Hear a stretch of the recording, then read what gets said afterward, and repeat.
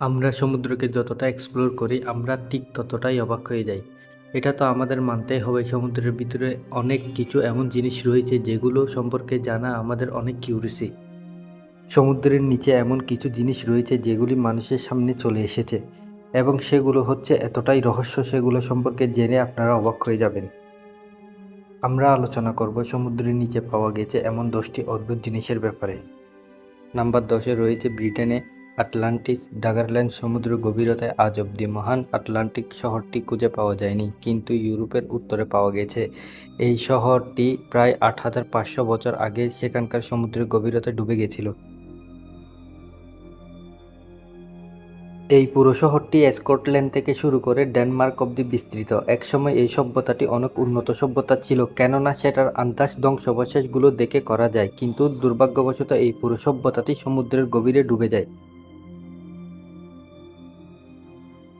যদি এই সভ্যতাটি আজকের সমুদ্রের গভীরতায় না ডুবে যেত, তাহলে গ্রেট ব্রিটেনকে ইউরোপের সাথে সংযুক্ত করত, যেটা পুরো ইউরোপকে আরও শক্তিশালী বানিয়ে দিত। তবে এটার উপর বর্তমানে অনেক রিসার্চ চলছে, তাই বিজ্ঞানীরা এটার ব্যাপারে বেশি তথ্য সাধারণ মানুষের জন্য রাখছে না। Number 9, giant metal structure. যখনই এই ভিডিওটির ব্যাপারে রিসার্চ করা হচ্ছিল, তখন একজন স্কুব ডাইভার একটা ছবিতে মেটালের তৈরি একটা বড় বস্তুর সামনে দেখতে পাওয়া যাচ্ছিল। এটা দেখে মনে হচ্ছিল এই বস্তুটি মানুষের তৈরি কোনো একটা বস্তু বা স্পেসশিপের ভাঙা অংশ। পুরো বস্তুটি ধাতুর তৈরি মনে হচ্ছিল, যেমন এটাকে কোনো মানুষে বানিয়েছে। যদি এই ছবিটি সত্যি হয়ে থাকে, তাহলে আমাদের একটা প্রশ্ন জাগে যে এটা সমুদ্রের গভীরে কি করে। তবে এটার উত্তর কারো কাছে পাওয়া যায়নি। কিছু মানুষ তো বলেই থাকে এই ছবিটি আন্ডার ওয়াটার নামের একটি হলিউড মুভি থেকে চুরি করা হয়েছে। এটা হতেও পারে যে এই ছবিটি সত্যি নাও হতে পারে, কিন্তু ছবিটি হচ্ছে অনেক ভয়ঙ্কর। আবার কিছু মানুষ বলে থাকে ফটোশপের মাধ্যমে বানানো হয়েছে। Number 8, the lost shoes of Titanic. Titanic হচ্ছে সত্য ঘটনার উপর আধার করে নিজের সময়ের একটা মহান জাহাজ।